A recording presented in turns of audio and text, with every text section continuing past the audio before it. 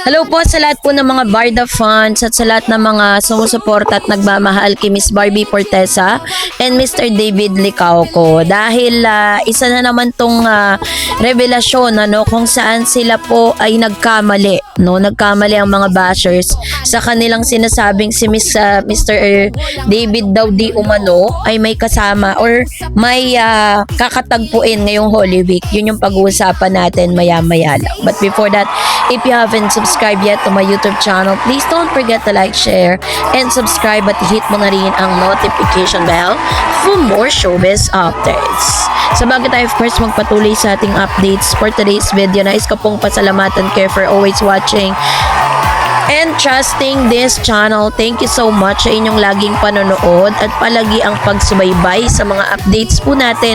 Maraming salamat po. At ngayong araw, ito na, pag-usapan na natin dahil si Miss Barbie Fortesa po ay naglabas ng ilan sa mga archives niya this March. Nakita natin doon kung sino yung mga taong kasama niya, kung ano yung mga naging journey niya ngayong buwan ng March dahil sobrang busy din si Miss Barbie sa mga panahon na to dahil sabing ganon, may pinaghahandaan din si Barbie, dahil 'di ba according dun sa news na hinatid ko sa inyo na si Miss Barbie Fortesa po, pinaghahandaan niya yung isang movie kung saan makakasama niya si megastar Sharon Cuneta.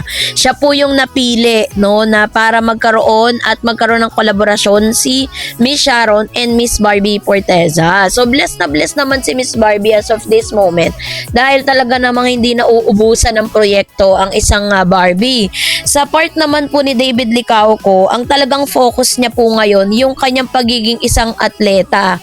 Dahil 'di ba napasabak po siya sa isang international tournament na kung saan ay nanalo siya at isa siya sa pinaka sinasabing pumasok sa top para po maka-join ulit sa another competition. So ngayong Holy Week po, pinag-uusapan ano nga bang magiging ganap kasi bago pa po dumating yung Holy Week, marami pong nagsasabi sa mga social media na ito na naman daw yung Holy Week kung saan si Mr. David Licauco ay lilipad patungo ng Siargao dahil meron daw, syempre si David po kasi meron siyang business doon, di ba? Magpapatayo po siya ng isang resort or parang restaurant doon po sa nasabing lugar para at least, di ba,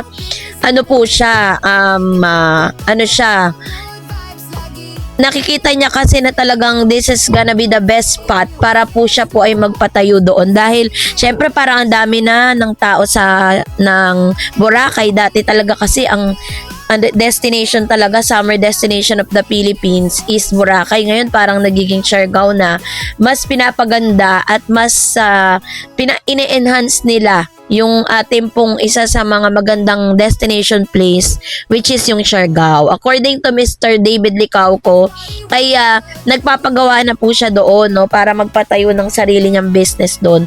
So every now and then syempre kailangan niyang bisitahin, pero aside from that, sinasabi ng ilang mga bashers ni David na pupunta daw siya doon para katagpuin muli ang babaeng sinasabing karelasyon di umano ni Mr. David Licauco na si Miss Alexandra Manalang. Pero base po sa mga inilalabas na videos and photos si Mr. David Licauco, nakikita natin na parang lang siya parang ang peg niya ngayon puro takbo, training, kasi nga 'di ba parang meron po siyang meron ulit siyang panibagong tournament, meron siyang panibagong international tournament na kailangan niyang paghandaan.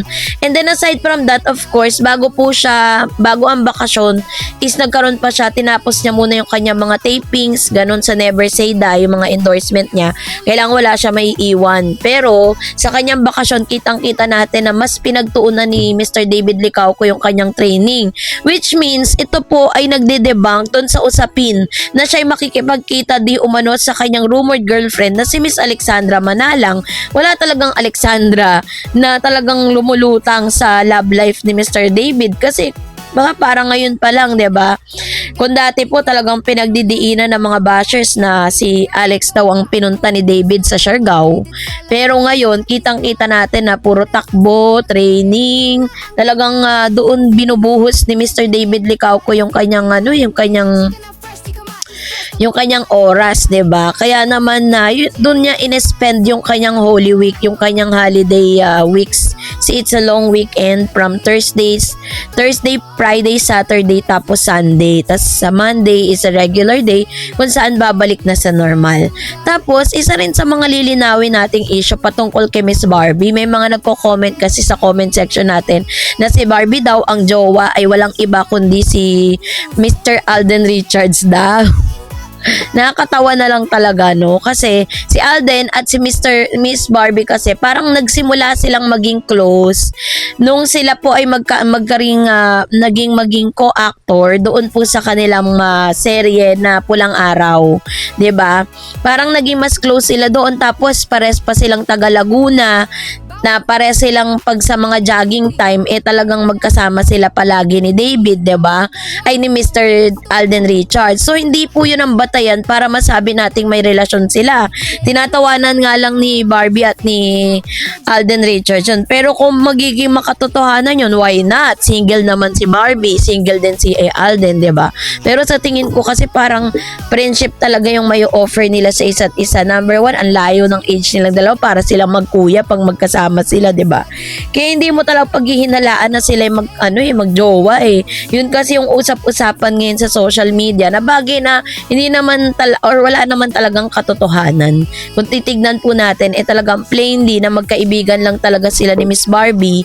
At si Barbie ngayon, sabi niya nga is hindi na rin kung ano yung mindset ni Mr. Alden na parang hindi niya kailangan maghanap ng love life. Inaayaan niya lang na dumating ng kusa kasi sabi niya nga pag pinipilit daw mas lalong kumakawala mas lalo daw nawawala. So ngayon ang peg niya ngayon is hayaan nating dumating. Parang ganun na rin si Barbie. Sabi niya sa mga interview niya, hindi daw siya naghahanap. Pero, kung may darating, why not? Ganon yung sinasabi ni Miss Barbie. So, parang sa tagal nila lagi siguro magkausap. Parang paresa sila ng mindsetting ni Alden. Pero, it doesn't mean na magkarelasyon sila. Yun kasi yung kumakalat ngayon sa TikTok, sa Black app, sa Blue app, pati sa Orange app, 'di ba? Sa lahat na lang talaga, yun ang pinag-uusapan. Alden and Barbie Fortesa ang peg. Pero, as of now, wala ako nakikita na ganong ganap, no? So, sa ngayon, is nananahimik po ang Barda kaya wala tayong masyadong updates kasi mahirap naman na mag-iimbento tayo ng mga balita patungkol sa kanilang dalawa, di parang niloloko na kayo, di ba? Kung may mga balita ngayon patungkol kay Barbie alone, meron din mga balita David alone, pero yung magkasama sila wala. As of now, wala pa po tayong nakikitang mga kaganapan na sila'y magkasama at nagsama or magsasama sa isang project. Wala pa pong confirmation.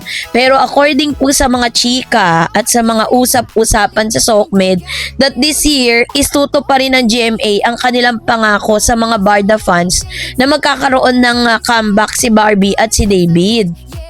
Kasi ginagawa naman talaga ng network yan Sa isang network po ng ABS-CBN, ganun din po ang ginawa sa Don Bell kay Donnie and Bell. Pinaghiwalay sila for the meantime. Pero pagkatapos silang gawin yung kanilang mga solo era project, here it comes, meron silang panibagong movie na ilalabas ngayong taon. Sana ganun din ang Barda. No, ganun din ang gawin ng GMA kasi syempre may mga fan base na po sila, 'di ba? Kayo nga 'yon. May mga talagang nag-aantay at umaasa na one day magkakaroon ulit sila ng panibagong movie. And that's really a good news to everyone, 'di ba? So, kaya naman, magantay lang tayo guys, huwag tayo masyado mainip. So that's it for today. For more videos and updates, please don't forget to like and subscribe, and please don't forget to follow my Facebook page, Dar Eds TV and Dar Eds channel. God bless everyone.